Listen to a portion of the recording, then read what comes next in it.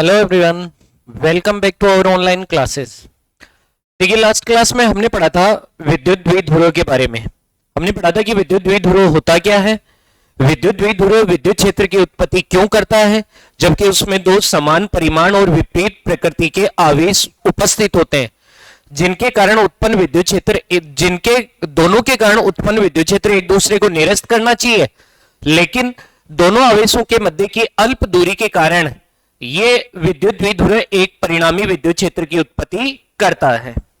ये परिणामी विद्युत क्षेत्र अक्षीय स्थिति में कितना होगा और निरक्षीय स्थिति में कितना होगा, ये बातें हमें ज्ञात करनी थी, जिसमें से हमने पहला टॉपिक पढ़ लिया था कि कोई भी विद्युत द्विध्रुव है उसके कारण अक्षीय स्थिति में कितने विद्युत क्षेत्र की उत्पत्ति होगी।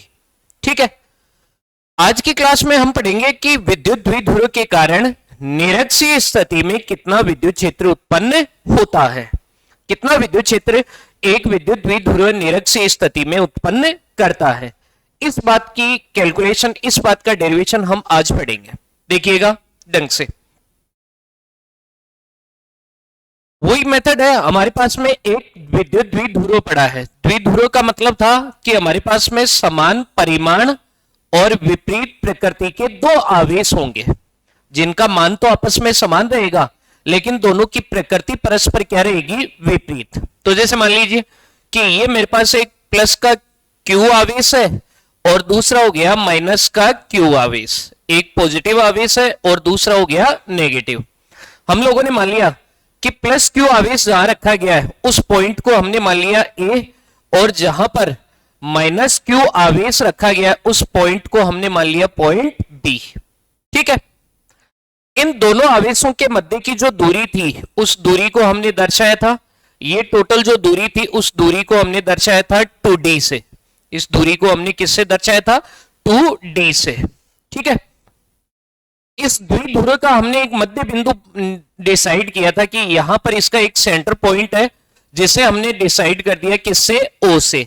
यानी a o दूरी d है और b o दूरी भी कितनी है, d। अब हमें निरक्षीय स्थिति में विद्युत क्षेत्र ज्ञात करना है।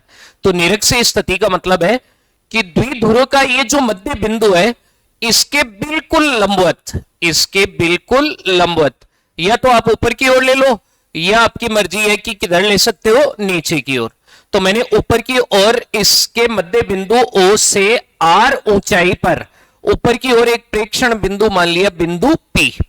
इस बिंदु P पर हमें परिणामी विद्युत क्षेत्र की क्या करनी है, गणना। तो आप ये देखते हैं कि बिंदु P पर दो प्रकार का विद्युत क्षेत्र उत्पन्न होगा, एक धनावेश के कारण और एक होगा ऋण आवेश के कारण।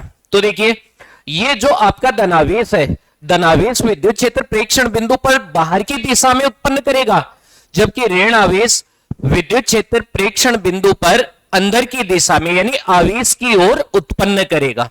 तो यहां बिंदु P पर दो विद्युत क्षेत्र, एक धनावेश के कारण तो होगा बिंदु P पर बाहर की ओर और ऋण आवेश के कारण होगा बिंदु P पर अंदर की ओर। धनावेश के कारण P पर जो विद्युत क्षेत्र उत्पन्न हुआ उसे मैंने मान लिया सदिश E1, और ऋण आवेश के कारण जो विद्युत क्षेत्र उत्पन्न हुआ है उसे मैंने मान लिया सदिश E2। ठीक है, दो प्रकार का विद्युत क्षेत्र मान लिया हमने, एक हो गया E1 और एक हो गया आपके पास E2। ठीक है, अब देखो A और P के मध्य इन दोनों को मिलाने वाली ये रेखा है, इसकी अपनी कोई लंबाई है, तो मैंने इस लंबाई को मान लिया R1। इसी प्रकार B और P के मध्य की जो दूरी है उसे हमने मान लिया R2।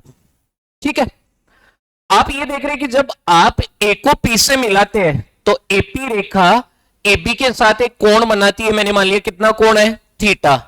इसी प्रकार से ये BP रेखा भी AB के साथ एक कोण बनाती है, जिसे हमने मान लिया कितना कोण है, थीटा।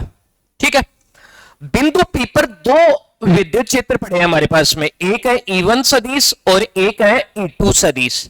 हमें इन दोनों का परिणामी विद्युत क्षेत्र चाहिए, एक तो E1 और दूसरा हो गया आपके पास E2। इन दोनों का परिणामी विद्युत क्षेत्र कितना होगा, इस बात की हमें कैलकुलेशन करनी है, गणना करनी है।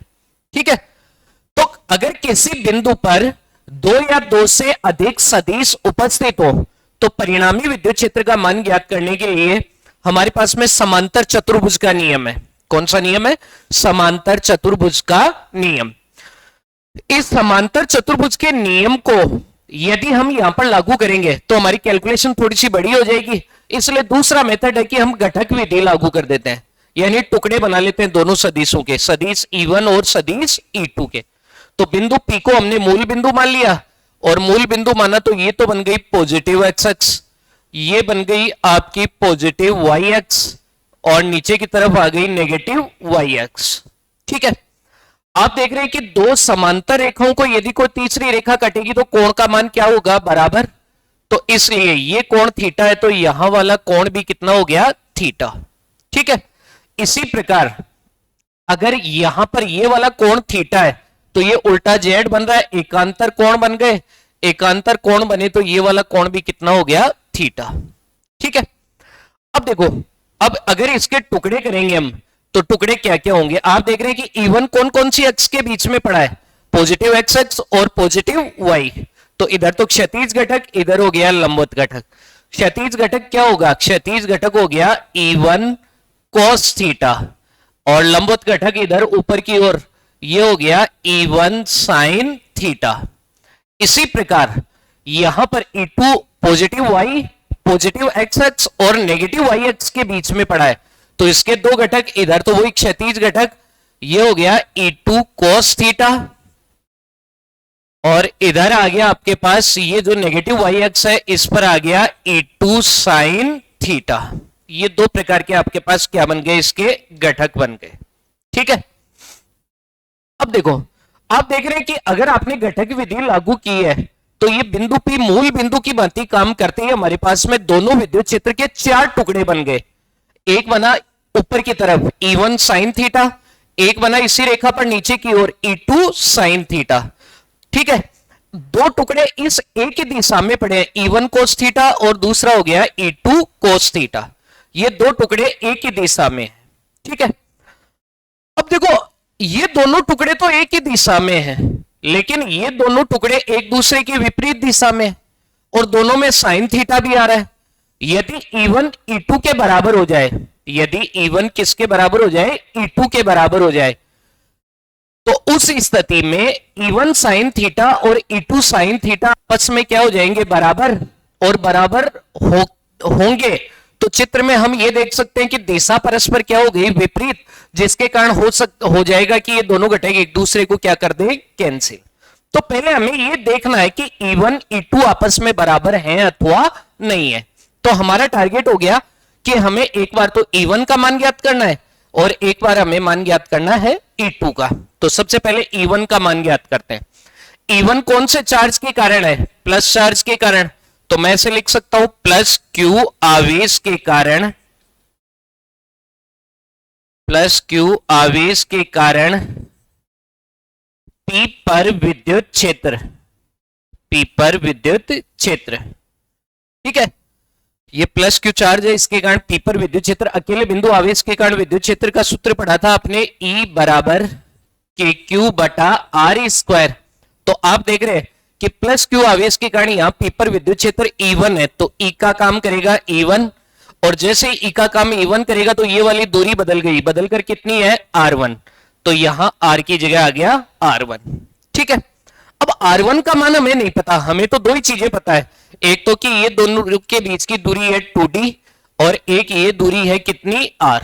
तो पहले मैं R का मान निकाल लेता हूं। R का मान निकालने के लिए आपके पास एक समकोण त्रिभुज बन रहा है यहां पर, तो मैं साइड में लिख रहा हूं, यहां पर देखिएगा त्रिभुज, ढंग से देखना। ये पॉइंट है A O और ये हो गया P। त्रिभुज A O P में देखिएगा ये कोण थीटा है, तो सामने की भुजा हो गई लंब, ये हो गया आधार, ये हो गया कर्ण। तो पाइथागोरस प्रमेय क्या कहती है कि कर्ण स्क्वायर बराबर आधार स्क्वायर प्लस लंब स्क्वायर। तो R1 स्क्वायर बराबर D square plus R square, और मुझे R1 स्क्वायर ही चाहिए था, तो इसलिए मैं यहां पर रखूंगा। तो E1 का मान क्या होगा? E1 बराबर हो गया KQ बटा R1 स्क्वायर की जगह D square plus R square. ये बन गया समीकरण नंबर 1। ठीक है, अब इसी प्रकार दूसरा मान हमें किसका मान ज्ञात करना है? E2 का। तो E2 है माइनस आवेश के कारण, तो मैं लिख दे सकता हूं इसे माइनस क्यू आवेश के कारण, माइनस क्यू आवेश के कारण P पर विद्युत क्षेत्र, P पर विद्युत क्षेत्र क्या होगा, वही फॉर्मूला वापस से E बराबर के क्यू बटा आर स्क्वायर, माइनस का कोई प्रभाव नहीं पड़ेगा, ये केवल डायरेक्शन के लिए होगा। यहां हम केवल परिमाण ज्ञात करें और परिमाण ज्ञात करते समय दिशा का कोई लेना देना नहीं है, ठीक है। आगे देखिए, अब माइनस क्यू आवेश के लिए विद्युत क्षेत्र E नहीं है बल्कि E2 है, तो E की जगह तो हो गया E2, K की जगह K, Q की जगह Q और R की जगह पड़ा है R2 का स्क्वायर। तो अब मुझे चाहिए R2, तो वही इधर भी एक समकोण त्रिभुज बन रहा है आपके पास ये वाला। इस समकोण त्रिभुज को यदि देखें तो इसका नाम हो गया BOP, तो इसमें भी वही पाइथागोरस प्रमेय लागू करेंगे, तो त्रिभुज BOP में पाइथागोरस प्रमेय लागू की तो अब की बार हो गया R2 का स्क्वायर बराबर वही D square plus R square.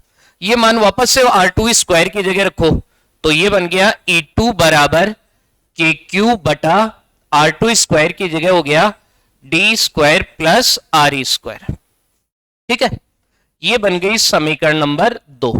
समीकरण 1 और 2 का कंपैरिजन करो, 1 और 2 की आपस में तुलना करो, तो दोनों की तुलना करने पर आपने क्या देखा कि E1 बराबर है, किसके बराबर है, E2 के, और दोनों का मान क्या है, मान है KQ बटा ब्रैकेट में लिख सकता हूं D square plus R square, ठीक है। अब देखो दोनों बराबर हैं, तो मैं E1 को साइन थीटा से गुणा कर देता हूं, तो इसलिए E1 साइन थीटा भी बराबर होगा, किसके बराबर होगा, E2 साइन थीटा के। तो यहां से आपने क्या देखा कि E1 साइन थीटा बराबर हो गया E2 साइन थीटा के, परिमाण तो आपस में बराबर, और दिशा चित्र में दिख रही है कि दोनों के एक दूसरे के क्या है, विपरीत, इसलिए ये दोनों टुकड़े एक दूसरे को कैंसिल कर देंगे।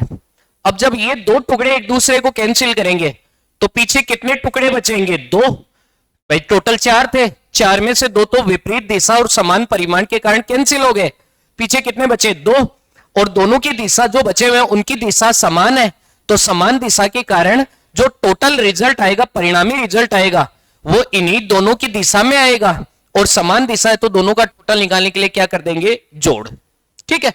इसलिए अब निरक्षीय स्थिति में परिणामी चुंबकीय क्षेत्र ज्ञात करने के लिए इन दोनों विद्युत क्षेत्र के जो ये क्षैतिज घटक है, इन दोनों घटकों का अब क्या कर देंगे हम, योग।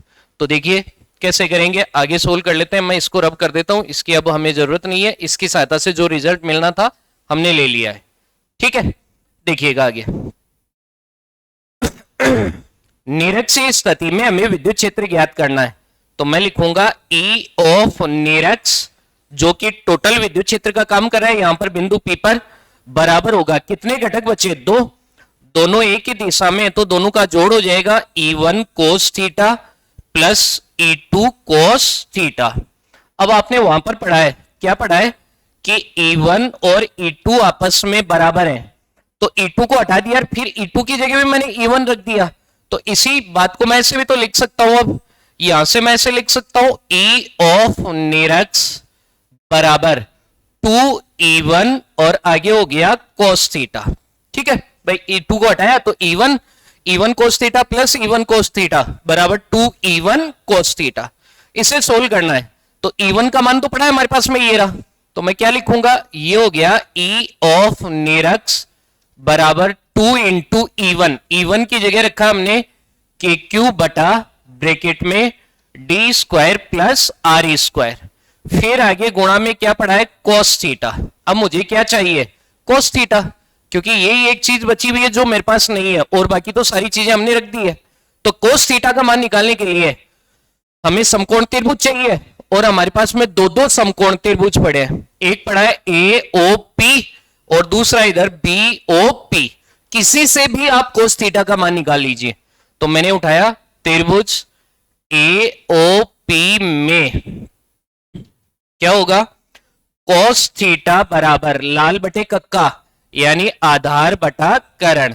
आधार का काम इस AOP में कौन कर रहा है, ये वाली दूरी, ये दूरी कितनी है, D, तो आधार की जगह तो D बटा कर्ण का काम कर रहा है R1, और R1 की वैल्यू हमने निकाली थी, क्या थी, क्या होगा, D square plus R square का अंडर रूट का मतलब पावर कितना हो जाएगा 1/2। ये कोस थीटा का मान उठाकर यहां रखो, रखेंगे तो क्या बनेगा हमारे पास में, ये हो गया ई ऑफ निरक्स बराबर 2k³ गुणा डी बटा ये आ ही जाएगा, फिर यहां पर पढ़ा था पहले से D square plus R square और इसके बाद में आ गया D square plus R square की पावर 1/2। ठीक है, यहां पावर 1 है, यहां पावर आधी है, आधार समान होगा तो घात क्या हो जाएगी, जुड़ जाएगी। तो 1 प्लस आधी 1.5 का मतलब 3/2। तो एक साथ लिखूंगा इन्हें तो क्या बनेगा, ये बन जाएगा ई ऑफ निरक्स बराबर, देखिएगा इसे थोड़ा सा एडजस्ट कर लेते हैं, सोल्व कर लेते हैं। ये मेरे पास पड़ा है के, फिर क्यू, देखते जाना के आ गया क्यू आ गया, 2 और डी को एक साथ लिख लेते हैं, क्यू इंटू 2d ऐसे लिख दिया। फिर बटा में देखिए इन दोनों का आधार समान है तो घात जुड़ जाएगी, D square plus R square की पावर 3/2, यही होगा। ऐसा करने का फायदा क्या हुआ, ऐसा करने का फायदा हुआ कि Q इंटू 2d है वो हो गया P। P को पढ़ा था हमने द्विध्रुव आघूर्ण, P को हमने क्या कहा था, द्विध्रुव आघूर्ण। कोई भी द्विध्रुव होगा उसका अपना द्विध्रुव आघूर्ण होगा, तो ये मान रख देंगे, मान रखेंगे तो क्या होगा E ऑफ निरक्स बराबर ये हो गया KP, फिर बटा में आपके पास पड़ा है D square plus R square की पावर 3/2। ठीक है, अब देखिएगा यहां पर हम कंपैरिजन कर रहे हैं दो चीजों का, दो राशियों का हम कंपैरिजन कर रहे हैं। कौन कौन सी दूरियों का, एक तो है हमारे पास में डी और एक है आर। आप देख रहे हैं आर ज्यादा है बजाय किसके, डी, तो छोटी राशि का स्क्वायर और भी छोटा होगा, बड़ी राशि का स्क्वायर और भी बड़ा। तो मैं इसे लिख सकता हूं कि डी स्क्वायर बहुत ही ज्यादा छोटा है किससे, आर स्क्वायर से, और इतना ज्यादा छोटा है कि इसे लगभग आप किसके इक्वल मान सकते हो, 0। तो ये 0 रखेंगे इसकी जगह, तो यहां क्या बचेगा आर स्क्वायर, आर स्क्वायर की पावर 3/2, 2 से 2 कैंसिल, आर की पावर कितनी बची 3। तो हमारे पास फाइनल समीकरण क्या बना, मैं इसको मिटा रहा हूं, देखिएगा हमारे पास फाइनल समीकरण क्या बना हमारे पास, देखिएगा यहां से जो डी स्क्वायर पड़ा है इसकी जगह हम 0 रख देते हैं, इसकी जगह 0 रखेंगे तो क्या बना आपके पास, ये हो गया ई ऑफ निरक्स बराबर ये हो गया के पी और बटा में आर की पावर 3। ये हो गया निरक्ष स्थिति में परिणामी विद्युत क्षेत्र। अब देखिए विद्युत क्षेत्र वो सदिश राशि है, सदिश है तो इसकी अपनी क्या होगी, दिशा। दिशा ज्ञात करेंगे तो कैसे करेंगे, देखिएगा यहां पर P पड़ा है, P कैसी भौतिक राशि है, सदिश, जिसकी दिशा किधर से किधर है, नेगेटिव से पॉजिटिव की ओर, यानी द्विध्रुव के नेगेटिव चार्ज से पॉजिटिव चार्ज की तरफ P की दिशा होगी, और इस दिशा को हम किससे दर्शा रहे, आर कैप से। तो अगर इसके विपरीत दिशा दर्शानी हो तो क्या लिखेंगे, माइनस आर कैप। ठीक है, अगर इसके विपरीत दिशा दर्शानी हो तो क्या लिखेंगे, माइनस आर कैप। तो यहां देख रहे हैं कि परिणामी विद्युत क्षेत्र है वो इस दिशा के क्या हो गया, विपरीत। तो विपरीत दिशा के लिए क्या एकांक सदिश काम में आया, माइनस आर कैप। तो यहां रखेंगे तो क्या बनेगा, ये हो गया ई ऑफ निरक्स बराबर केपी सदिश, अब वेक्टर फॉर्म में रखेंगे, बटा हो गया आर क्यूब और ब्रैकेट में दिशा हो गई माइनस आर कैप, माइनस को बाहर ले आओ तो ये बन गया ई ऑफ निरक्स बराबर माइनस केपी वेक्टर बटा आर क्यूब और आगे हो गया आर कैप। ये हो गया निरक्ष स्थिति में परिणामी विद्युत क्षेत्र। ठीक है, तो इस प्रकार से हमने अक्षीय और निरक्षीय दोनों कंडीशन में परिणामी विद्युत क्षेत्र की हमने गणना की। अक्षीय स्थिति में आपने देखा था कि यह इसके गुणा में 2 आ रहा था, कितना था, ई ऑफ अक्ष बराबर 2kp बटा आर क्यूब, और निरक्षीय स्थिति में इसका आधा हो गया kp बटा आर क्यूब। ठीक है, यह था द्विध्रुव के कारण परिणामी विद्युत क्षेत्र। ठीक है, चलो अब देखिए अगला सवाल अपना, अगला क्या सवाल है, हमें क्या पॉइंट पढ़ना है, ध्यान से देखना, छोटा सा पॉइंट है, ढंग से देखिएगा।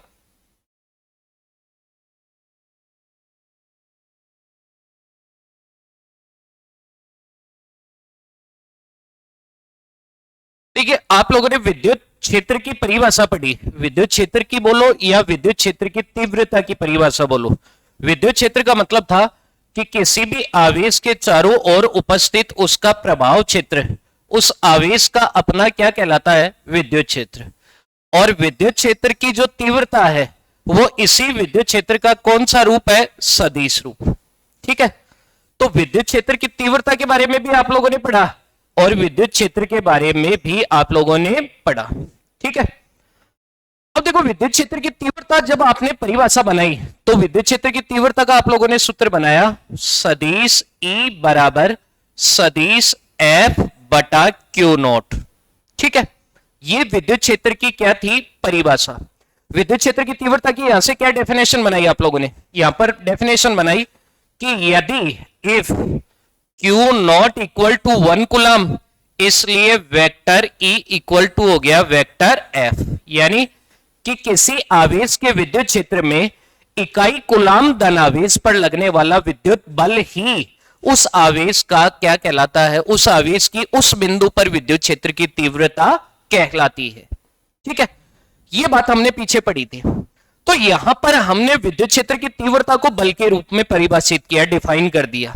तो यहीं से हम इसका उल्टा भी निकाल सकते हैं कि विद्युत क्षेत्र के कारण किसी आवेश पर विद्युत बल भी कार्य करता है। विद्युत क्षेत्र के कारण किसी आवेश पर क्या कार्य करता है, विद्युत बल। और ये विद्युत बल यहां से इस सूत्र से डेराइव कर सकते हैं। देखो क्या होगा, वज्र गुणा कर दो सदिश F बराबर क्या हो गया, Q नॉट इंटू सदिश E। ठीक है, किसी Q नॉट आवेश को विद्युत क्षेत्र E में रखने पर उस पर लगने वाला विद्युत बल कितना होगा, सदिश F। ठीक है, ये जो Q नॉट आवेश है इसे सामान्यतः परीक्षण आवेश कहा जाता है, लेकिन ये कोई भी आवेश हो सकता है, बाहर से रखा गया कोई भी आवेश हो सकता है। ठीक है, तो अगर कोई भी हो सकता है तो ये दो प्रकार का होगा, या तो पॉजिटिव या फिर होगा नेगेटिव, या तो होगा पॉजिटिव या फिर होगा ये नेगेटिव। ठीक है, अगर पॉजिटिव है तो बल का मान ये रहेगा F बराबर Q नॉट इंटू सदिश E, लेकिन यदि ये नेगेटिव है तो F वेक्टर बराबर माइनस का Q नॉट इंटू सदिश E। इसका मतलब क्या है, इसका मतलब है कि यदि किसी आवेश धनावेश को विद्युत क्षेत्र में रखते हैं तो विद्युत बल की दिशा उसी दिशा में होगी जिस दिशा में क्या उपस्थित है, विद्युत क्षेत्र। यानी विद्युत क्षेत्र की दिशा और बल की दिशा सदैव क्या रहेगी, समान। धनावेश पर बल सदैव विद्युत क्षेत्र की दिशा में लगेगा, इसका मतलब ये। यदि आप ऋण आवेश को विद्युत क्षेत्र में रखते हैं तो इसके ऊपर बल लगेगा विद्युत क्षेत्र की विपरीत दिशा में, एंटी डायरेक्शन में। ठीक है, तो दूसरा हम ये कह सकते हैं कि यदि कोई ऋण आवेश विद्युत क्षेत्र में पड़ा है तो उसके ऊपर लगने वाला विद्युत बल है, उसकी दिशा आरोपित विद्युत क्षेत्र के क्या होगी, विपरीत। ठीक है, अब इसी बात के आधार पे हम अपना अगला पॉइंट डिराइव कर सकते हैं, बना सकते हैं। देखिए कैसे, मान लीजिए मैंने अभी कोई हेडिंग नहीं बताई है, आप खुद देखना। मान लीजिए कि ये मेरे पास एक समान विद्युत क्षेत्र पड़ा है, एक समान विद्युत क्षेत्र को मैं इन लाइंस के द्वारा ड्रॉ कर रहा हूं और इन लाइंस को कहा जाता है विद्युत क्षेत्र रेखाएं, और इसके बारे में हम अगली क्लास में पढ़ेंगे। ठीक है, मान लेते हैं कि यहां बोर्ड के ऊपर मेरे पास एक समान विद्युत क्षेत्र पड़ा है और इस एक समान विद्युत क्षेत्र को मैंने लिख दिया सदिश E। ठीक है, इस विद्युत क्षेत्र की ये वाली डायरेक्शन है। इस एक समान विद्युत क्षेत्र में यदि मैं दो आवेश रखूं, एक पॉजिटिव एक नेगेटिव, तो बल पॉजिटिव आवेश पर तो लगेगा विद्युत क्षेत्र की दिशा में और नेगेटिव आवेश पर बल लगेगा विद्युत क्षेत्र की विपरीत दिशा में। ठीक है, तो मैंने क्या किया कि यहां पर दोनों आवेशों का एक जोड़ा रख दिया और दोनों आवेशों के जोड़े को आप लोगों को अच्छे से पता है क्या कहा जाता है, विद्युत द्विध्रुव। तो मैंने इस एक समान विद्युत क्षेत्र में एक विद्युत द्विध्रुव रख दिया। ठीक है, द्विध्रुव में दो आवेश होंगे, एक होगा पॉजिटिव प्लस का Q, एक होगा नेगेटिव यानी माइनस का Q। इन दोनों आवेशों के बीच की जो दूरी होगी उसे द्विध्रुव दूरी कहा जाता है, जिसे हमने पीछे पढ़ा है, किससे दर्शाया है, 2D से। और ये द्विध्रुव का मध्य बिंदु जिसे हमने दर्शा दिया O से। ठीक है, ये वाला पॉइंट हमने मान लिया A और ये वाला पॉइंट हमने मान लिया बी। ठीक है, जब आप इस विद्युत द्विध्रुव को इस विद्युत क्षेत्र में इस प्रकार से रखोगे तो आप ये देख रहे हैं कि ये विद्युत द्विध्रुव है, वो विद्युत क्षेत्र के साथ एक क्या बना रहा है, कोण। तो हमने मान लिया कितना एंगल बना रहा है, ये थीटा। ठीक है, थीटा कोण पर आपने किसी एक समान विद्युत क्षेत्र में एक विद्युत द्विध्रुव को रख दिया। ठीक है, जैसे ही आप इस विद्युत द्विध्रुव को रखोगे तो आ जाओ अपनी थ्योरी के ऊपर। आप लोगों ने क्या पढ़ा है कि द्विध्रुव के धनावेश पर बल लगेगा विद्युत क्षेत्र की दिशा में और द्विध्रुव के ऋण आवेश पर बल लगेगा विद्युत क्षेत्र की विपरीत दिशा में। ठीक है, तो बल धनावेश पर F बराबर Q इंटू ई, ये तो विद्युत क्षेत्र की दिशा में दिखा रखा है, हमने ड्रॉ कर रखा है। और इधर बल लगा F बराबर Q इंटू ई। बल का परिमाण तो दोनों में समान है क्योंकि विद्युत क्षेत्र बराबर है, आवेश भी बराबर है, लेकिन दिशा दोनों की क्या हो गई, विपरीत। ठीक है, तो यहां से मैं एक रिजल्ट लिख सकता हूं कि किसी विद्युत द्विध्रुव को विद्युत क्षेत्र में रखोगे तो दोनों आवेशों पर बल लगेगा जो आपस में क्या होगा, बराबर। तो मैंने लिख दिया F1 बराबर F2, जो कि परिमाण में एक बराबर होगा और मान कितना होगा, Q इंटू ई। आ गया? ठीक है, आप ये देख रहे हैं कि दोनों बलों का परिमाण समान है और दिशा क्या है, विपरीत। इस कारण ये दोनों बल हैं वो एक दूसरे को निरस्त करने चाहिए, लेकिन हम ये देखते हैं कि ये दोनों बल एक दूसरे को निरस्त नहीं करते हैं। कारण क्योंकि ये संरेखीय नहीं है, एक रेखा पर नहीं है। कोई भी दो बल एक दूसरे को तभी निरस्त कर सकते हैं जब परिमाण समान हो, दिशा विपरीत हो, साथ में वो संरेखीय हो। लेकिन ये संरेखीय नहीं है, संरेखीय का मतलब एक ही लाइन पर हो, ये एक लाइन पर नहीं है, इनके बीच में कुछ गैप है। और जब भी गैप होगा तो उस स्थिति में एक नई राशि की उत्पत्ति होगी और उस नई राशि को कहा जाता है बलाघूर्ण। उस नई राशि को क्या कहा जाता है, बलाघूर्ण। बलाघूर्ण को इंग्लिश में कहते हैं टॉर्क, यानी बल का वह हिस्सा जो किसी वस्तु में, किसी पिंड में घूर्णन गति पैदा कर दे, क्या कहलाएगा, बलाघूर्ण। ठीक है, और इसी बलाघूर्ण का हमें मान ज्ञात करना। आप देख रहे हैं कि इस चित्र में कि इस द्विध्रुव के ऊपर अब एक बलाघूर्ण काम करेगा और यह बलाघूर्ण कितना होगा, इस बात का हमें पता करना है। ठीक है, तो देखिए इस बात का पता करने के लिए हमें बस सिंपली ये लिखना है कि जब किसी द्विध्रुव को विद्युत क्षेत्र में थीटा कोण पर रखा जाता है तो दोनों आवेशों पर समान परिमाण और विपरीत दिशा में बल कार्य करता है। ठीक है, क्योंकि ये बल संरेखीय नहीं है, इस कारण द्विध्रुव पर एक बलाघूर्ण की क्या होगी, उत्पत्ति। ये बलाघूर्ण कितना होगा, इसके लिए बलाघूर्ण का सीधा सीधा फॉर्मूला 11th में पढ़ा है, टो बराबर बलाघूर्ण, टो बराबर क्या होगा, बल गुणा बलों के मध्य की लंबवत दूरी, बलों के मध्य की लंबवत दूरी। ठीक है, तो बलाघूर्ण टो है, टो बराबर बल दो है, F1 F2, और दोनों का मान आपस में बराबर है। तो चाहे कोई भी काम में ले लो, तो मैं सीधा लिख देता हूं बल की जगह आ गया Q इंटू ई, गुणा बलों के मध्य की लंबवत दूरी, दो बल है ना, F1 और F2, दोनों का मान बराबर है। इन दोनों के बीच की लंबवत दूरी ज्ञात करने के लिए क्या करें, या तो इसको पीछे बढ़ा के इधर से लंबा आपतित करो, या इसको पीछे बढ़ा के ऊपर वाले से लंबा आपतित करो। तो मैंने इसको पीछे बढ़ा दिया और यहां से एक परपेंडिकुलर लंबा आपतित कर दिया। दोनों एक बिंदु पर मिल रहे हैं, मान लेते हैं कौन से बिंदु पर, सी। तो ये कोण हो गया 90 डिग्री। अब इन दोनों बलों के बीच की लंबवत दूरी यही तो हो गई ना, तो यहां लिख सकता हूं लंबवत दूरी का काम कौन कर रहा है, बीसी। ठीक है, अब रख दीजिए वैल्यू। मुझे क्या चाहिए, बीसी। बीसी कैसे निकालूं, ये ट्रायंगल बन रहा है आपके पास, त्रिभुज बन रहा है, तो मैं लिख सकता हूं त्रिभुज। ये हो गया ए बी सी में मुझे बीसी का मान चाहिए। तो देखो ये कोण थीटा है तो ये भी थीटा, सामने की भुजा लंब, ये हो गया आधार और ये हो गया कर्ण। कर्ण का मान पड़ा है मेरे पास कितना है, 2D, और लंब का मान मुझे ज्ञात करना है। तो लंब और कर्ण में त्रिकोणमितीय संबंध क्या होगा, साइन थीटा लाल बटे कक का। तो मैं लिख सकता हूं साइन थीटा बराबर लंब का काम कर रहा है कौन सी भुजा, BC, और कर्ण का काम कर रही है AB। तो वैल्यू रख दो, BC बटा ये हो गया 2D, मुझे क्या चाहिए BC, तो क्रॉस मल्टीप्लाई करो, BC बराबर ये हो गया 2D साइन थीटा। तो ये BC का मान यहां रखेंगे, रखते ही हमारे पास में वैल्यू आ जाएगी। तो देखिए रखेंगे तो ये हो गया टो बराबर Q into E into BC की जगह 2D साइन थीटा। ठीक है, कोई दिक्कत है?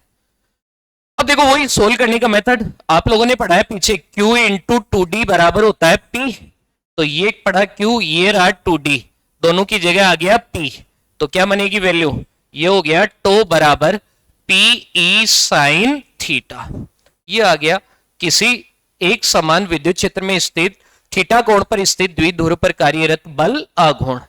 बल आघूर्ण एक सदिश राशि है, सदिश है तो इसे सदिश रूप में लिखेंगे तो टो वेक्टर बराबर P vector cross E vector, cross multiply है, साइन थीटा है, साइन थीटा हटेगा, हटेगा तो क्रॉस लगेगा, और इस प्रकार से हमारे पास में बल आघूर्ण आ गया टो बराबर PE साइन थीटा।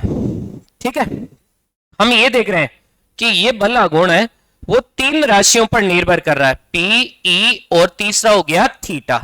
ठीक है, एक तो P पर निर्भर कर रहा है, एक E पर निर्भर कर रहा है, और एक निर्भर कर रहा है थीटा पर।